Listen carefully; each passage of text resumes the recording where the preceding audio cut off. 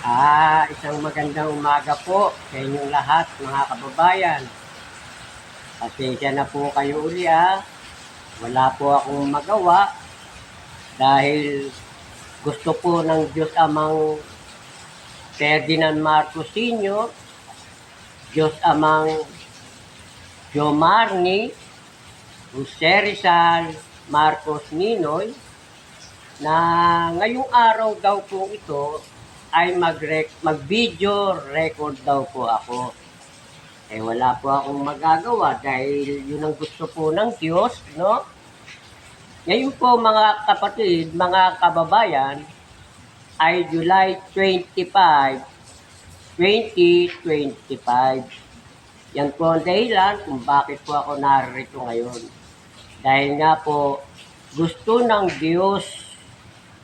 po ng Diyos, Ferdinand Marcos Sr., na mag-video record po ako ngayong araw na ito, July 25, 2025. Kaya pasensya na po kayo uli Wala po akong magagawa. Ang Diyos ang may gusto po nito. Para po sa inyo, bayang Pilipinas, lalong-lalo na po doon sa mga nasa gobyerno. Nais din po ipaalam sa inyong lahat, mga kababayan, no? Mga kababayan, nais kong ipaalam sa inyo ito. Uunahin na daw po, baka po kasi makakalimutan ng Diyos Baka makakalimutan ko raw po. Kaya uunahin na raw po ito Kaya bato-bato sa langit, tamaan ay huwag magagalit. Dahil ang Diyos po ang siyang nag-uutos nito, nagsasalita ang Diyos po. Siya ang nangungusap. Sa Kanya po lumalabas itong mga sasabihin ko sa inyong lahat na ito. Sa Kanya po galing ito. Una-una po, no? Nais mong ipaalam sa inyong lahat, mga kababayan, na ako po si Antonio Tony Gatdula. Yan po ang tunay kong pangalan. Antonio Tony Gatdula.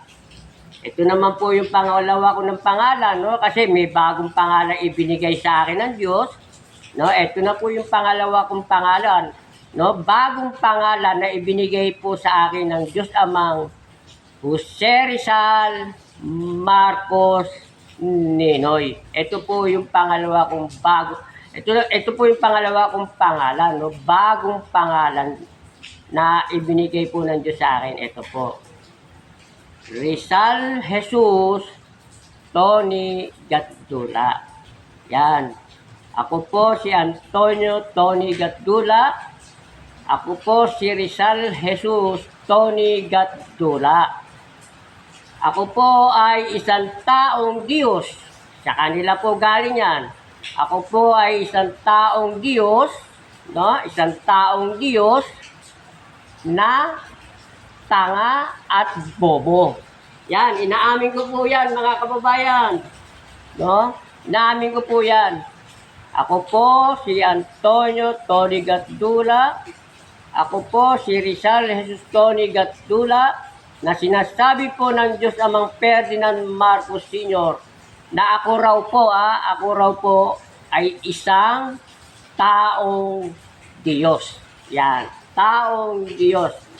Tanggapin man po ninyo o hindi, mga kababayan, tanggapin man po ninyo o hindi, paniwalaan man po ninyo o hindi, yan po ang sabi ng Diyos Amang Ferdinand Marcos Sr., Diyos Amang Jomarni Jose Rizal Marcos Ninoy. Ako raw po ay isang taong Diyos.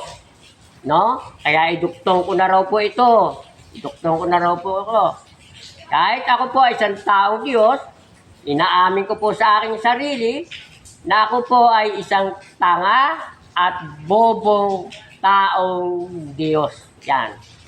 Kasi yan po ang dahilan, mga kababayan, kaya hindi ako pinaniniwalaan ng mga nasa gobyerno at ng iba't ibang leader ng mga relihiyon. Yan, dinamay na po lahat kayo.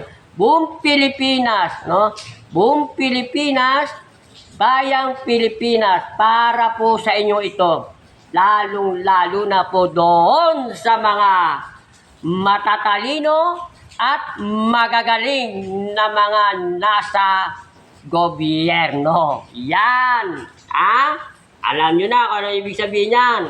Ibig sabihin po yan, Ferdinand Marcos Sr. Senior yan. Pagka ganyan, senior. Yung junior, walang kwenta po kasi yun eh. Hindi naman po Diyos yun. Naunawaan ninyo? Pag gumanyan po ako, ibig sabihin po niyan, si Amang Ferdinand Marcos Sr. Senior yan hindi junior. Mas higit na mahalaga yung senior kesa junior. Yung junior, walang kwenta. Hindi naman kasi Diyos yun. Yung senior, yung senior na inilibing kagad doon sa libingan ng mga bayani, yung tatay ni Bongbong Marcos na si Amang Ferdinand Marcos. Yan. Pag gumanyan ako, ibig sabihin po niyan, Ferdinand Marcos Sr. Siya po ay Diyos Ama. Siya po ay walang iba kundi ang bagong Jose Rizal. Naunawaan po ninyo si Amang Ferdinand Marcos Sr. ay siya ang bagong Jose Rizal. Pangalawa po, siya rin ang bagong David. Yung bagong David na yan, siya po yung nasa Biblyang David, si Haring David. Naunawaan po ninyo, si Haring David. Si Jose Rizal at saka si Haring David, yan po ay walang iba kundi si Amang Ferdinand Marcos Sr. Yan senior. Hindi junior. Dahil yung junior, walang kwenta. Hindi naman Diyos yun eh. Si Amang Ferdinand Marcos Sr., Diyos. Naunawaan po ninyo Diyos si Amang Ferdinand Marcos Sr. Ngayon po, ang video record po ito ay pinapaalam po sa inyong lahat ng mga matatalino at magagaling na mga nasa gobyerno. Lahat ng magaling at matatalinong mga nasa gobyerno, lahat ng mga nasa gobyerno. Simula sa presidente hanggang sa barangay chairman. Para po sa inyo ito kasi puro kayo magagaling, puro kayo matatalino. Kaya yung sinasabi ko, yung sinasabi ng Diyos, yung sinasabi ng Diyos, Ferdinand Marcos Sr., yung sinasabi ni Amang Ferdinand Marcos Sr., yung sinasabi nila Amang Joe Marni, Jose Rizal Marcos Sr., mga Diyos po yung binabanggit ko yan yung mga bagong Diyos ngayong panahon ko. Yan yung bagong pangalan ng Diyos mga kababayan, para maunawaan po ninyo mabuti. Ang bagong pangalan ng Diyos ngayong panahon ito, Jose Rizal Marcos Ninoy. Yan ang mga bagong pangalan ng Diyos At ang pang-apat, ito ako nga po. Ako po yung pang-apat. Kasi nandito na po yung Holy Spirit, yung Diyos Ama ng Biblia, yung Diyos Ama ng buong sanlibutan ay nandito po sa akin. Bumaba. Tanggapin nyo man o hindi, paniwalaan nyo man o hindi. Iyan ang isang katotohanan para ipaalam sa inyong lahat na mga matatalino at magagaling na mga nasa gobyerno. Simula sa presidente hanggang sa barangay chairman. Kayong lahat na magagaling kayo lahat Puro kayo matatalino. Kaya yung mga sinasabi ko, yung sinasabi ng Diyos na sila Amang Ferdinand Marcos Sr., hindi ninyo pinaniniwalaan. Kasi ang nasa utak ninyo, kayo yung magagaling. Ang ninyo, puro kayong magagaling, matatalino. Pero ito lang masasabi sa inyo ha. Ito ang sabi ni lamang Ferdinand Marcos Sr., Diyos Amang Jomarni, Jose Rizal Marcos Ninoy, para sa inyong magagaling at matatalinong mga nasa gobyerno. Gaya ni Eddie Villanueva, yan. Joel Villanueva, yan. Ang sabi ni Eddie Villanueva, pinuprotektahan ko yung anak ko. Isa sang diyad. No? Yung anak ko si Joel Villanueva, isa sang senador. Isa sang diyad kahatol kay Sara Duterte. Pinoprotektahan ko eh. Kaya hindi ako pumirma doon sa impeachment laban kay Sara Duterte. Yan ang sabi po ng magaling na congressman ng Sibak, no? Sibak Party List, congressman na si Eddie Villanueva. Kaya daw po siya hindi pumirma, no, sa impeachment laban kay Sara Duterte dahil yung anak niyang si Joel Villanueva ay isang judge. Yan, mga kabayan ha. Isang judge, magaling na judge siguro, kaya pinoprotektahan yung anak niya si Joel Villanueva. Magaling na judge siguro yan.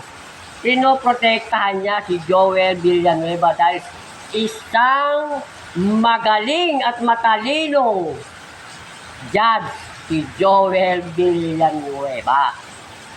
Kaya hindi siya pumirma sa impeachment ni Sara Duterte. Yan ang sabi ni Eddie Villanueva na ang party list ay Sibak. Mga kababayan, alam nyo ba ibig sabihin ng Sibak? Bakit Sibak? Ganito daw po yata yung Sibak eh. Oh. Sibak, ibig sabihin po ng Sibak, Citizen Battle Against Corruption. Nakita nyo mga kababayan, ano? No? Nakita nyo, against corruption daw si Eddie Villanueva. No? Laban sa mga korap na mga politiko, laban sa mga korap. No? Kaya, Sibak, Citizen Battles Against, no? Against corrupt, no? Ngayon ang tanong ito, bakit hindi ka pumirma? Si Sara Duterte nahatulan na ma-impeach. Ikaw hindi ka pumirma. Yan, Eddie Villanueva. Kasi magaling siguro yung anak mo si Joel Villanueva eh. No? Napakagaling siguro ng judge. No? Magaling na senador, magaling na judge yung si Joel Villanueva. Kaya hindi pumirma si Eddie Villanueva. Dahil si Joel Villanueva ay isang napakagaling na judge. No? Kampi niya si Sara Duterte. Nakita niyo ha? Maka Sara Duterte, bakit? Kurap eh. Kurap na rin yan. Naintindihan niyo? Ha? Biro mo? Sibak, Citizens Against Corruption. Hindi pumirma, merong impeachment labang kay Sara Duterte. Marami daw nagpapatunay kay Sara Duterte na isa siyang kurap. Hindi pumirma yung Sibak Party List, no? Yung Sibak Party List na si Eddie Villanueva, hindi pumirma labang kay Sara Duterte. Dahil yung anak daw niya, si Joel Villanueva, ay isang magaling na judge. Isang magaling na senador, isang magaling na judge. Kaya pinoprotektahan si Joel Villanueva. Ayan po mga kabayan ha. Wala po naman akong magagawa. Yung Holy Spirit ang kumikilos ngayon. Siya halos ang nagsasalita mga kababayan ha. Ngayon, eto po ha. Dahil kayong mga nasa gobyerno, lahat na po yan ha. Lahat po ng magagaling na nasa gobyerno, nabanggit ko na yan lahat ha, nasa Facebook po yan ha. Lahat ng matatalino, magagaling na mga nasa gobyerno, lahat kayo magagaling. Lahat kayo magagaling, lahat kayo matatalino. Kaya yung mga sinasabi ko, no, Yung mga sinasabi ko, sinasabi ng Diyos, ha? Hindi naman sa sarili ko yun eh. Yung mga sinasabi ng Diyos, amang Ferdinand Marcos Sr., Diyos amang Jomarni, Jose Rizal Marcos Sr., yung mga sinasabi ng mga Diyos na nandito sa katawan ko, si amang Ferdinand Marcos Sr., si amang Dr. Jose Rizal, si amang Ninoy Aquino, hindi ninyo pinaniniwalaan.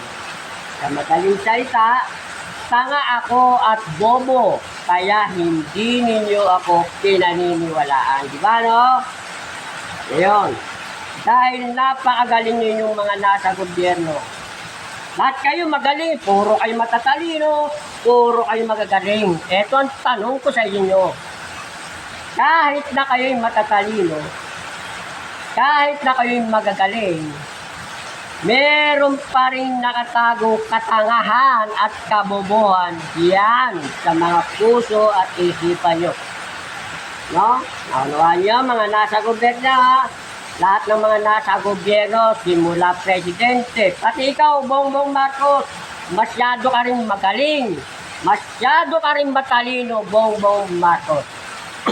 Yan ang sabi ng tatay mo, si Ferdinand Marcos Sr.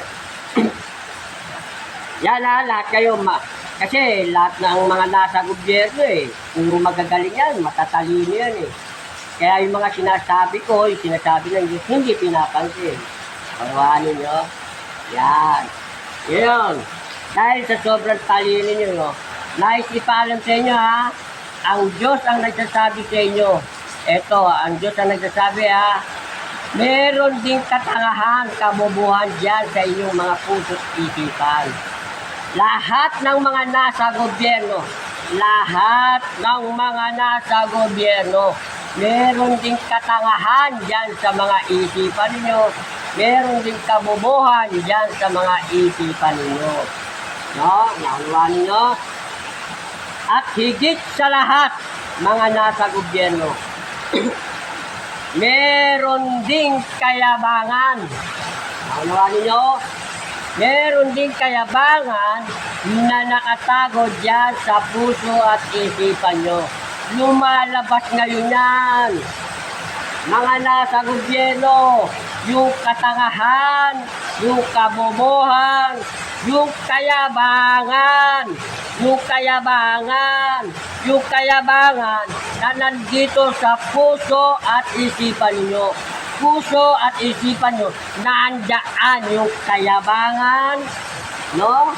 Yung kayabangan, yung katangahan, yung kabobohan, nandyan sa inyong mga puso at isipan, mga nasa gobyerno. Ngayon, dahil lahat kayo puro matatalino ang tingin nyo sa sarili nyo, puro matatalino kayo, puro magagaling. Ito ang tanong ko, ha? Ikaw, Bongbong Marcos, simula presidente hanggang sa barangay chairman, Eddie Villanueva, Joel Villanueva, ito ang tanong ko. Dahil puro kayo magagaling, puro kayo matatalino. Ito ang tanong ko ito ang tanong ko. Bakit hanggang ngayon? Bakit hanggang ngayon hindi nawawala ang korupsyon sa gobyerno? Gaya na nangyari kay Sara Duterte. Maraming katibayan, maraming nagpapatunay, maraming ebidensya na si Sara Duterte ay isang korap na vice-presidente. Naintindihan nyo? Maraming katibayan, maraming ebidensya. Naunawaan nyo? Ngayon nagtanong, bakit hindi nawawala yan? Yung mga korupsyon ng mga nasa gobyerno. Kayo ang gumagawa ng batas, kayo pa yung mga nasa gobyerno ang korap. Naunawaan nyo? Bakit hindi nawawala ang korupsyon sa mga nasa gobyerno? Pangalawa, kasi masyado kayo magagaling, matatalino kayo Kaya ang Diyos, hindi na ninyo sinasabi. Nagawa ninyo? Yung mga sinasabi ng Diyos nga yung panahong ito, hindi na ninyo sinasabi. Ang Diyos wala na sa inyo eh. Yan ay isang katotohanan eh. Wala na sa inyo ang Diyos. Hindi nyo na kailangan ng Diyos. Isinantabi nyo na ang Diyos. Sa madaling salita, itinakwil na ninyo ang Diyos. Itinakwil na ninyo ang Diyos. Wala na kayong ibang Diyos. Wala na kayong kinikilala ang Diyos. Puro mga sarili nyo na lang. Intindihan niyo? Puro kasi kayo magagaling. Kaya yung sinasabi ko, yung sinasabi ng Diyos, Amang Ferdinand Marcos Sr., Amang Dr. Jose Rizal, Amang Ninoy Aquino, hindi ninyo pinakikinggan. Yung sinasabi ko, hindi ninyo pinakikinggan. Nakunawa ninyo? Ang tanong uli uulitin ko di Villanueva, Joel Villanueva, masyado kang nagaling Pati ikaw, Bongbong Marcos. Eto. Ang tanong ko uli, eto. Bakit hanggang ngayon, hindi nawawala ang korupsyon sa mga nasa gobyerno? Bakit? Bakit maraming nasa gobyerno, maraming korap? Hindi nawawala yan. Bakit? Matatalino kayo. Gumagawa kayo ng bakit hindi nawawala? Parami pa ng parami. Bakit? Puro kayo magagaling kasi. Puro kayo matatalino. Senador ako Senador ako. Nakaintindihan niyo, senador ako. Nag-aral ako sa ganito. Congressman ako Congressman ako. Presidente ako. Nag-aral ako sa ibang bansa. Nag-aral ako sa ibang bansa. Presidente ako sino ka ba? Naunawaan ninyo? Siguro ganyan yung mga nasa isipan niyo yung lahat no? Mga nasa gobyerno. Sino ka ba? Para pagsabihan mo kami ng ganyan. Para pagsabihan mo ko na, ganito. Gawin nyo, bakit ko gagawin? Bakit namin susundin yung sinasabi mo? Sino ka ba? Yan. Diba, no? Maaaring ganyan yung mga nasa utak ninyo, mga nasa gobyerno. Sino ka ba para paniwala namin? Naunawaan ninyo? Kaya ako po, inaamin ko naman Tanga po ako, bobo po ako. Naunawaan nyo? Hindi po ako marunong mag-English. Hindi po ako gaanong marunong magsalita ng English. At higit sa lahat, hindi po ako gaanong nakakaintindi ng English. Yan ay isang katotohanan. Inaamin ko yan. Hindi po ako nakakaintindi ng English. Hindi po ako nakakapagsalita gaano ng English. Hindi po ako gaanong marunong sa English. Yan. Pati sa internet, sa internet, hindi rin po ako marunong. Lahat po yan. Kasi nga po, bobo ako, tanga ako. Yan. At saka mayabang po ako Mayabang ako. Kasi nga, yung tatlong Diyos nandito sa... Mayabang po ako. Yan. Sinasabi ko na, mayabang ako. Kasi sinasabi ko sa inyo, ganito mangyayari, ganito mangyayari, di ba? Kaya may kayabangan yung mga sinasabi ko di ba? Naunawaan yung mga sinasabi ko, ganito, ganyan. Naisip nyo, ay yabang mo naman. Sino ka ba? Di ba, no? Mga senador, mga congressman. Bongbong Marcos. Sino ka ba? Presidente ako Sino ka ba para sundin ko? No? Wala po akong magagawa, mga kababayan. Yung mga sinasabi ko po sa inyo, hindi po sa sarili ko galing. Naunawaan, hindi po sa sarili ko galing. Yung gusto ng Diyos na mapunta ako doon sa palasyo ng Malacanang, hindi ko po sa akin galing yun. Hindi sa sarili ko Sino ba ako? Bakit kailangan kong mapunta sa palasyo ng Malacanang? Naunawaan po ninyo? Sino ba ako? Bakit pupunta ako ng palasyo ng Malacanang? Doon ako titira. Sino ba ako? Wala po akong magagawa Dahil yung tatlong Diyos, Jose Rizal, Marcos, Ninoy, na nandito sa katawan ko mga kababayan. Nandito sa katawan ko, yun ang nagsasabi. Si Amang Ferdinand Marcos Sr. Lalong-lalo na po yan, si Amang Ferdinand Marcos Sr. Siya po ang higit na nagsasabi niyan. na kailangan mapunta ako doon sa palasyo ng Malacanang. Makasama ko ang pamilya Marcos. Isipin niyo yan, Bongbong Marcos, napakatanga mo rin, Bongbong Marcos. Tanga ka! Tanga, Bongbong Marcos. May katangahan ka, Bongbong Marcos. Tanga, bobo ka rin pala. May katangahan ka, Bongbong Marcos. Yan ang sabi ni Amang Ferdinand Marcos Sr. sa iyo, Bongbong Marcos. May katangahan ka, may kabobohan ka. Naintindihan mo, Bongbong Marcos? Yan. Pasensya na kayo, mga kababayan. Yan lamang po dahilan kung bakit sinasabi ng Diyos sa akin. Kasi siyempre, ang Diyos po, Holy Spirit, gagamit siya ng tao. Eto ngayon po ako eh. Bumaba yung Holy Spirit para sabihin sa inyo kung ano yung gusto sabihin ng Diyos. Inaalam na sa inyo, mga kababayan. Maging kayong mga leader na relihiyon eh. No? Kayong mga leader na relihiyon, lalo-lalo na yung mga kilalang leader na relihiyon, yung mga kilala, Eddie Villanueva, Jesus is Lord, yan yung mga born again, yan, yung mga Iglesia ni Cristo, yung dating daan ni Eliseo Soriano, lahat kayong mga kilala, yung mga leader na kilala, kahit dito lang sa Pilipinas, no? Ito ang masasabi sa inyong lahat. Puro din kayo magagaling eh, no? Nagbabasa kayo ng Biblia eh, no? Ganito sabi ng Biblia. Ganito ang sabi ng Biblia. Puro kayo magagaling. Mga leader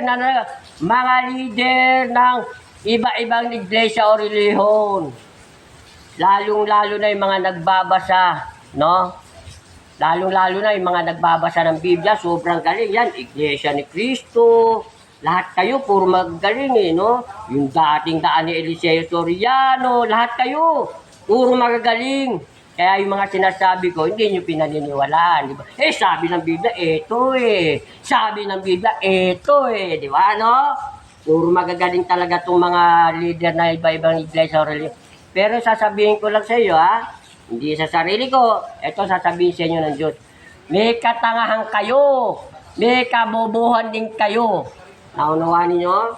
May katangahan kayo, may kabubuhan kayo, at may kayabangan din kayo, mga leader ng iba-ibang iglesia o reliyon. Lahat ng iglesia, iba-ibang iglesia o reliyon. Lalong-lalo na yung mga kilalang-kilala.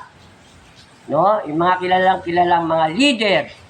Yan, Eduardo Manalo, Eliseo Soriano, wala na, patay na. Yan, si Eddie Villanueva, no? Yung dating daan, si Daniel Rasuna, yan. May katangahan din kayo at may kabobohan din kayo. Bakit? Isipin nyo, sinasabi na sa inyo, dumating na yung Jesus na hinihintay ninyo, yung Jesus na hinihintay nyo, yung Jesus na hinihintay ko, hindi lang kayo naghihintay. Yung Jesus na hinihintay ko, yung Jesus na hinihintay ng buong mundo, buong mundo, dumating na. Pinaalam na sa inyo yan eh. Kaya lang, puro din kayo tanga. Puro din kayo bobo. Mga leader ng iba-ibang relihiyon. Lalo na yung mga nagbabasa at naniniwala sa Biblia. May katangahan din kayo, may kabobohan din kayo. Bakit?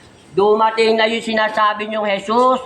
Dumating na yung mga pinapangaral nating Jesus. Dumating na. Walang iba kundi si Amang Dr. Jose Rizal. Yan ang kauna-unahang bagong Jesus. Revelation 3:12. Revelation 3:12. Apokalipsis 3:12. Ang linaw-linaw pero tanga kayo. Tanga-tanga bobo. Mga leader na reliyon. Sobrang galing nyo, yayabang nyo. Isentro nyo doon sa Revelation 3:12. Sinabi ng lumang Jesus. Bakit lumang Jesus? May bagong Jesus na. May bagong Jesus na. May bagong Jesus Christ na. Hindi nyo yung pinaniniwalaan. Ang sabi ng lumang Jesus Christ, lumang Jesus Christ. At isusulat ko sa kanya ang pangalan ng aking Diyos at ang pangalan ng bayan ng aking Diyos at ang aking sariling bagong pangalan. Naunawa ninyo? May bagong pangalan pala yung lumang Jesus Christ. Pinaalam na sa akin. Sinabi kung sino yun. Walang iba kundi yung unang bagong pangalan Diyos, Dr. Jose Rizal. Yung unang bagong Jesus Christ, bagong Jesus Christ. Una yan. Una. Walang iba kundi si Amang Dr. Jose Rizal. Pangalawa, sinabi na sa inyo pangalawang bagong Jesus Christ, pangalawang bagong pangalan ni Jesus Christ, walang iba kundi si Amang Ferdinand Marcos Sr. Naunawa ninyo? Pangalawang bagong pangalan, bagong Jesus Christ, Amang Ferdinand Marcos Sr. Yung pinalayas ninyo noong 1986. Yan. Pangalawa po yan. Pangalawang bagong pangalan, bagong Jesus Christ. Una, si Amang Dr. Jose Rizal. Pangalawa, si Amang Ferdinand Marcos Sr. At ang pangatlo, si Amang Ninoy Aquino. Yan yung mga bagong Jesus Christ, bagong pangalan ng Diyos. Naunawaan nyo? At ang pang-apat, yung pang-apat na Jesus Christ, yung pang-apat na bagong Jesus Christ, yung pang-apat na bagong pangalan ni Jesus Christ, eto na nga po, nasa harapan ninyo, nagsasalita, pero hindi ninyo pinaniniwalaan. Ang pang-apat, ang pang-apat na bagong Jesus Christ at bagong pangalan ng Diyos ay walang iba kundi Rizal, Jesus, Tony, Gatdula. Yan po ang pang-apat na bagong pangalan ng Diyos, bagong pangalan ni Jesus Christ, bagong Jesus Christ. Walang iba kundi ako po, nasa harapan ninyo nagsasalita. Rizal, Jesus, Tony, Gatdula. Yan po. Mga kabayan, pasensya na po ulit kayo Yan, sagutin ninyo lahat ng mga matatalino, magagaling. Sagutin ninyo. Bakit hanggang ngayon, hindi pa rin nawawala ang korupsyon sa mga nasa gobyerno? Bakit? Bakit hanggang ngayon, hindi pa rin nawawala yung mga illegal na droga? Sa Pilipinas na lang, bakit hindi nawawala? Sobrang magagaling kayo, di ba? Gawa kayo ng batas. O sa sobrang galing nyo, sobrang talino nyo, yun ang tanong ko sa inyo, yun ang tanong ng Diyos sa inyo. Naintindihan nyo? Puro kayo magagaling. Kaya yung sinasabi ng Diyos na pinakamahalaga munang dapat ninyong gawin, hindi ninyo ginagawa. Ano yun? Ano yung pinakamahalagang dapat muna ninyong gawin? Mga nasa gobyerno. Dalhin nyo muna ako. Etong katawang ito, dalhin muna ninyo doon sa palasyo ng Malacanang para makasama ni Bongbong Marcos. Naunawa ninyo? Para makasama ng pamilya Marcos. Bakit gustong makasama ng Diyos si Bongbong Marcos, ang pamilya Marcos? Bakit? Kasi pag nandoon na po ako doon sa palasyo ng Malacanang, sasabihin sa inyo kay Bongbong Marcos, anak, Bongbong Marcos, ganito ang gawin mo, anak. Naunawaan niyo? Sinabi na sa inyo yan, Bongbong Marcos sa'yo Sinabi na sa'yo Kaya nga tanga ka bobo ka Bongbong Marcos, tanga ka, bobo ka. Sinabi na ng tatay mo si Ferdinand Marcos Sr., kapag ako dinala mo sa palasyo ng Malacanang, kahit na ang presidente hindi napalitan hanggang sa ikaw ay tumanda na. Ano nga mo, Bongbong Marcos? Ha?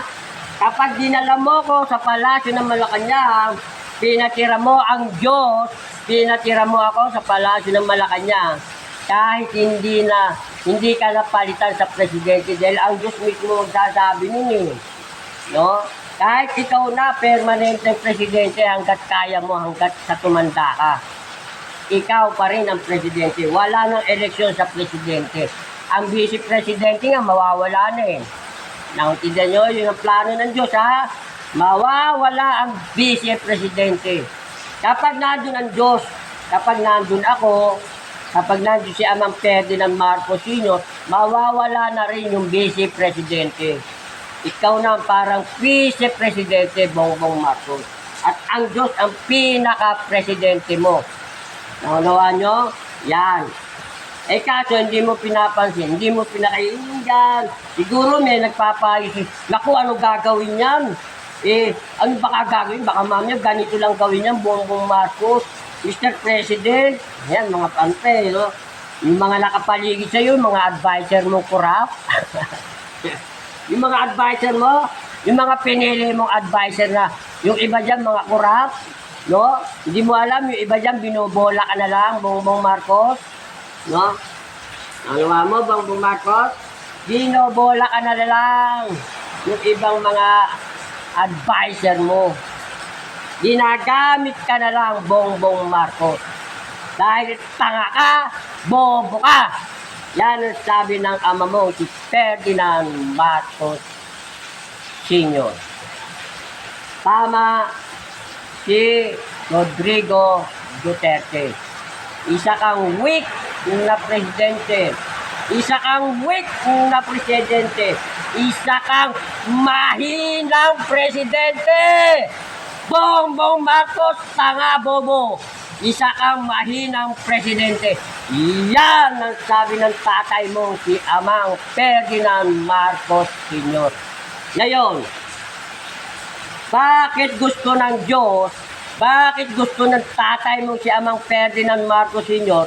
na makasama mo ang katawang ito dyan sa palasyo ng Malacanang? Bakit, Bongbong Marcos? Bakit? Bakit gusto ng Diyos mapunta ako sa palasyo ng Malacanang? Kasi kapag nandyan ako sa palasyo ng Malacanang, kasama mo ko, Bongbong Marcos, yun. Saka ka lang magiging malakas na presidente kaya ng tatay mo. Bongbong Marcos na bobo. Bongbong Marcos na tanga. Bongbong Marcos na mayabang. Ito ang sabi ng tatay mo ha. Yung Holy Spirit na tatay mo, Holy Spirit na yung tatay mo eh. Bongbong Marcos, Holy Spirit na yung tatay mo si Amang Ferdinand Marcos Sr. nandito sa katawan ko. Nagsasalita. Ito, nagsasalita ngayon. Anak! Bongbong Marcos Junior! Tanga ka! Bobo ka! Mayabang ka! Anak! Yan, ang sabi ng tatay mo si Amang Ferdinand Marcos Sr. na nandito sa katawan ko. Diyos na siya eh. Holy Spirit, Diyos na yung tatay mo. Andito sa katawan ko, kumikilos, nagsasalita, katulad ngayon. Potang ina mo, Bongbong Marcos! Yan, minura ka na ng tatay mo si Amang Ferdinand Marcos Sr. Ano mo, Bongbong Marcos? Minura ka na ng tatay mo, potang ina mo! Nakakabong ka. Ayaw mong dalhin ang katawang ito, Bongbong Marcos eh. Kapag nandoon na ako, dahil eto ako eh. Eto ako, Bongbong Marcos. Putang ina mo, Bongbong Marcos. Eto na ako.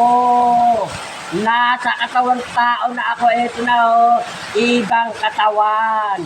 Ako, si Ferdinand Marcos Sr. na ama mo sa laman at espiritu. Maintindihan mo, Bongbong Marcos? Yan.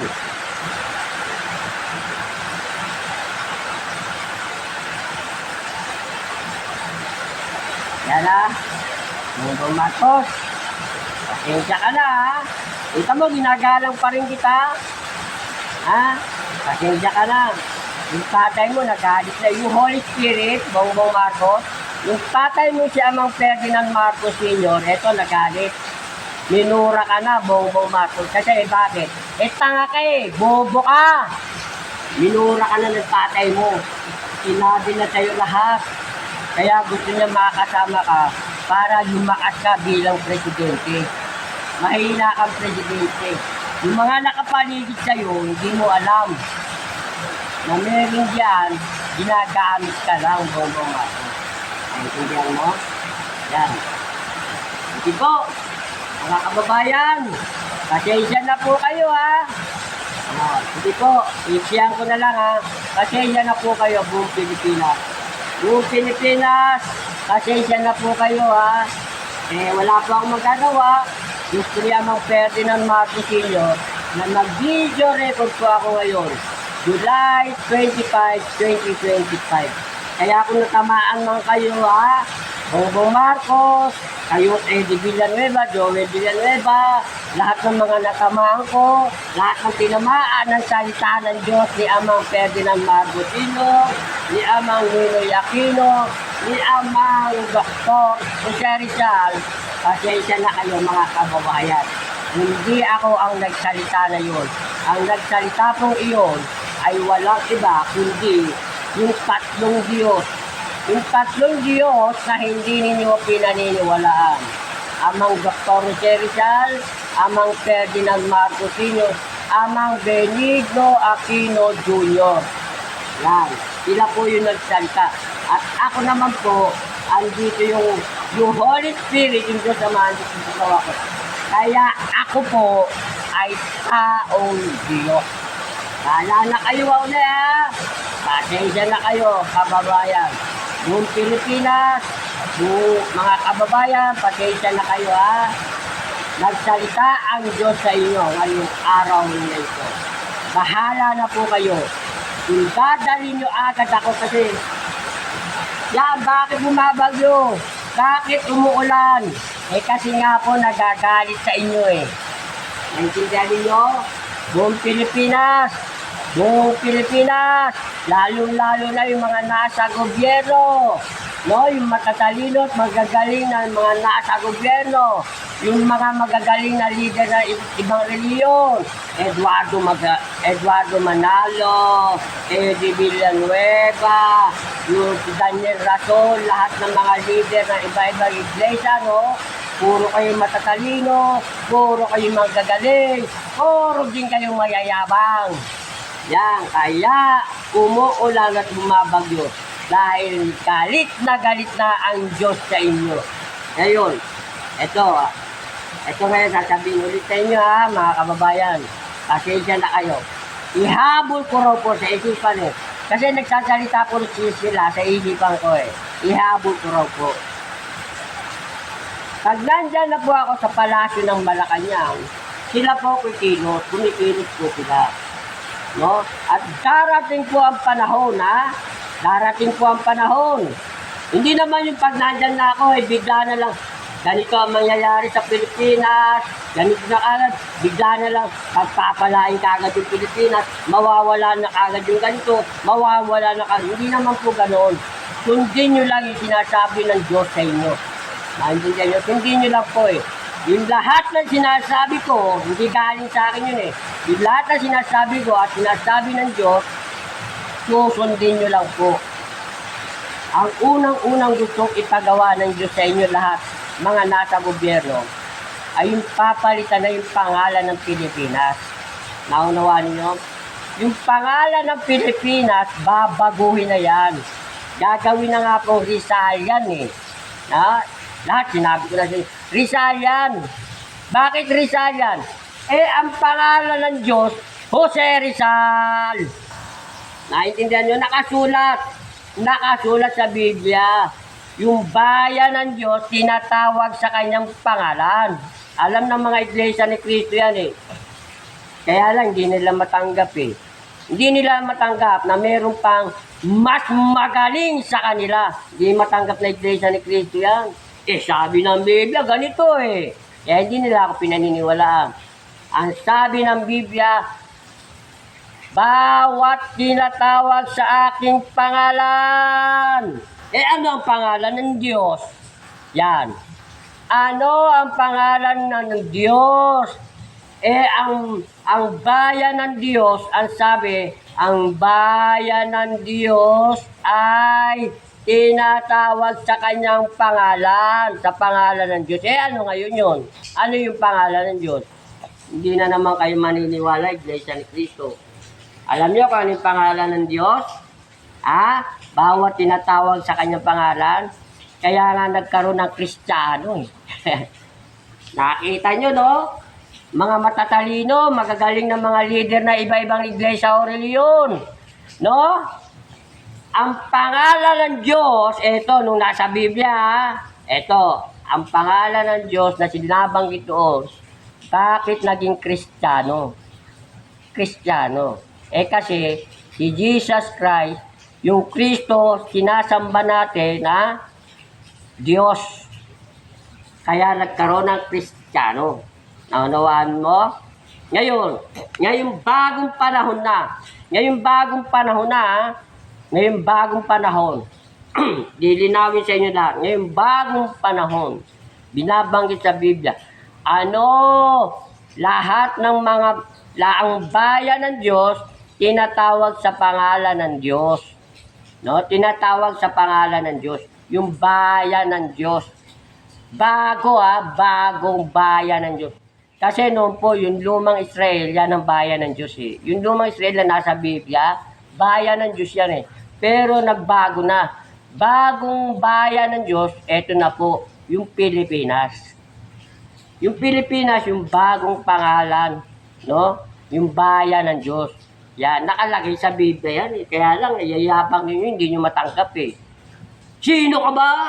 Nag-aral ako ng definite nyo mga kung ano-anong sa mga Biblia. Nag-aral ako ng ganito sa Biblia, ganito. Hindi ninyo matanggap, mga leader na relihiyon.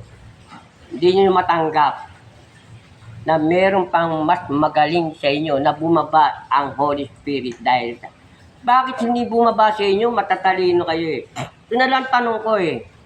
Bakit sa akin bumaba? Bobo ko, tanga ko, hindi ako marunong mag-English. Bakit hindi bumaba kay De Villanueva? Bakit hindi bumaba kay Eduardo Manalo? Kay ganito, bakit hindi sa kanila bumaba? Bakit dito sa tanga at bobo bumaba ang Holy Spirit? Bakit? Sige po, pasensya na kayo ha. Alam nyo na kasi, yung mga sinasabi ko. Kaya lang nag-record si Amang Dr. Jose Rizal ngayon, Amang Ferdinand Marcos ninyo, Amang Ninoy, para po mabuksan ang isipan ninyo, buong Pilipinas. Lalong-lalo na kayong mga nasa gobyerno. Lalong-lalo na kayong mga nasa gobyerno. Sinabi na sa inyo sinabi na po sa inyo. Kapag dinala ninyo ako doon sa palasyo ng Malacanang, ang unang-unang ipagagawa sa inyo, papalitan na muna ninyo yung pangalan ng Pilipinas. Yan ang unang-unang ipapaalis sa inyo. Yan ang unang-unang ipagagawa sa inyo. O palitan nyo na ito Papalitan nyo na yung pangalan ng Pilipinas. Gagawin nyo ng Rizalian sa English. Papalitan nyo na rin yung bandera ng Pilipinas. Yan ang pinakaunang gagawin sa inyo. Pagagawa, papalitan na po yan. Pangalawa, ito, dahil kay Sara Duterte, yan. Mai-impeach kagad si Sara Duterte. Ang Diyos na mismo ang magsasabi kung kailan ninyo gagawin na ma-impeach agad si Sara Duterte. Ngayon, bakit pumapayag ang Diyos? Bakit pumapayag ang Diyos? Bakit? Para malaman kung totoo ba na wala kang kasalanan, Sara Duterte. Totoo ba na hindi ka korap, Sara Duterte? Di humarap ka. Humarap ka sa impeachment. Patunayan mong wala kang kasalanan, Sara Duterte. Yan. Kaya pag nandun po ako sa palasyo ng Malacanang, sasabihin ni Amang Dr. Jose Rizal, sasabihin ng Amang Ferdinand Marcos Sr., sasabihin ng amang Ninoy Aquino, sige, ganitong araw ninyo, i-impeach si Sara Duterte. Sila po magsasabi, sila po yung magsasalita eh. Tatawarin kayong lahat mga anak. Buong Pilipinas, mga anak na yan. Si Imelda Marcos, na matanda pa sa akin ha, si Imelda Marcos, matanda pa sa akin, anak ang itatawag dyan. Kay Bongbong Marcos, presidente, anak ang itatawag dyan. Anak, Bongbong Marcos, anak. Anak ang tatawag ko sa inyo eh. Naintindihan nyo, anak. Pag nandun lang ako sa palasyo ng Malacanang, kung doon ako nakatira, naintindihan nyo, pero dito hindi ko makatatawag kay mga anak. Hindi ko, siyempre, mayayaman kayo, matatalino kayo, magagaling kayo.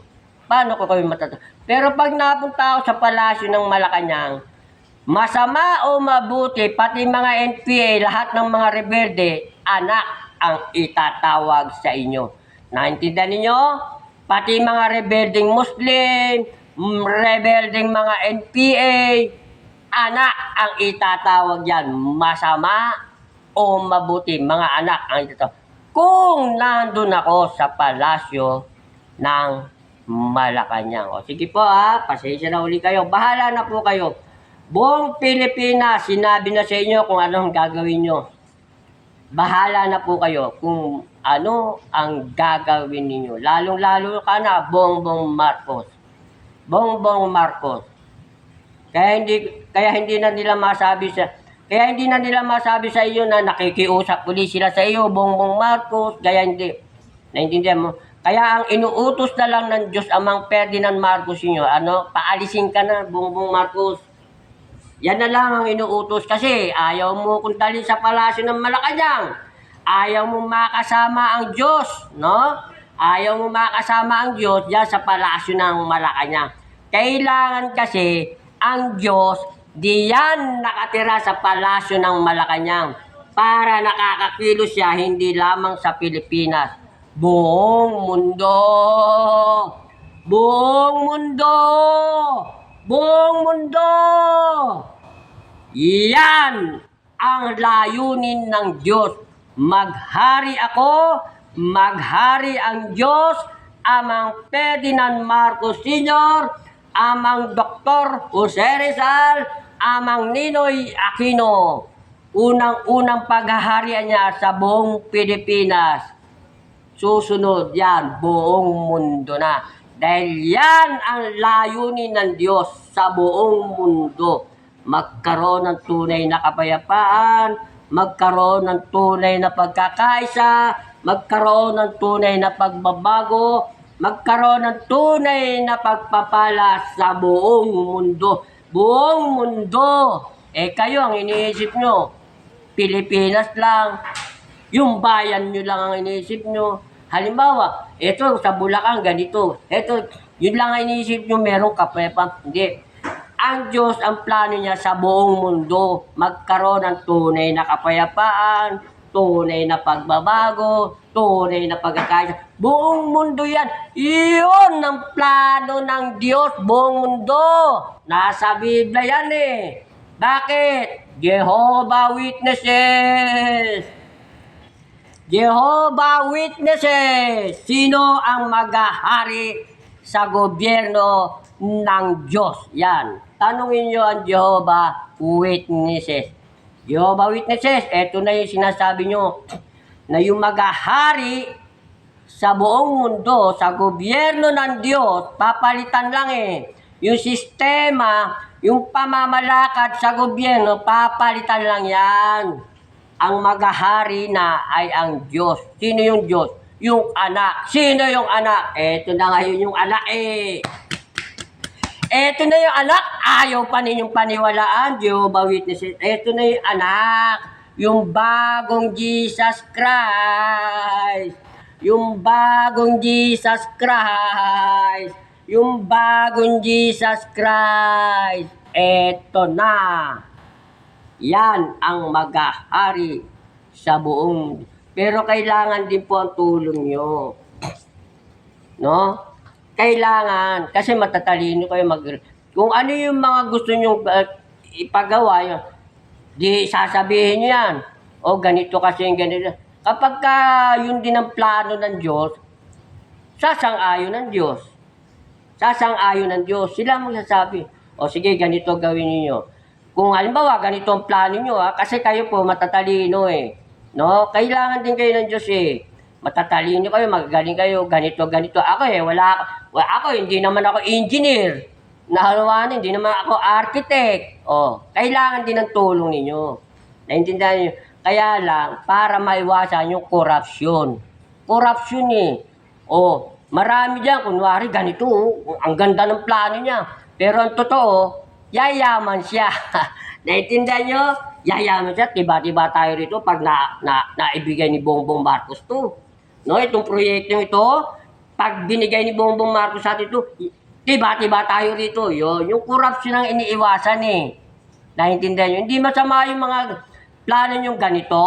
O ganito gagawin natin, project natin ganito. Kasi para ito makatulong sa bayang Pilipinas. Maganda. Ang iniiwasan doon, yung corruption. Baka ikaw lang yung kumita eh. Naintindihan ninyo? Baka ikaw lang yung, naku, corruption sa gobyerno hindi nawawala eh. Pero pag nandun ako, pag nandun si Amang Ferdinand Marcos Sr., pag nandoon, putang ina nyo, mga nasa gobyerno, death penalty, magkakaroon na. Putang ina nyo, mga nasa gobyerno, death penalty, magkakaroon pag nandyan na ako. Ako si Ferdinand Marcos Sr. Kapag napunta kami ni Tony Gatdula dyan sa palasyo ng Malacanang, magkakaroon na ng death penalty. Sa ayaw at sa gusto nyo, mga senador, congressman, magkakaroon ng death penalty. Death penalty magkakaroon para sa mga korap na nasa gobyerno. Naintindihan ninyo? Kaya dumadami ang korap, walang death penalty. Walang death penalty para sa mga korap na nasa gobyerno. Kaya pag nandito na ang katawang ito, nandito na si Rizal Jesus Tony doon sa palasyo ng Malacanang. Kasama ni Bongbong Marcos, ibabagsak namin ang death penalty para sa mga korap. Ha? Para sa mga korap. Ayan na, sige.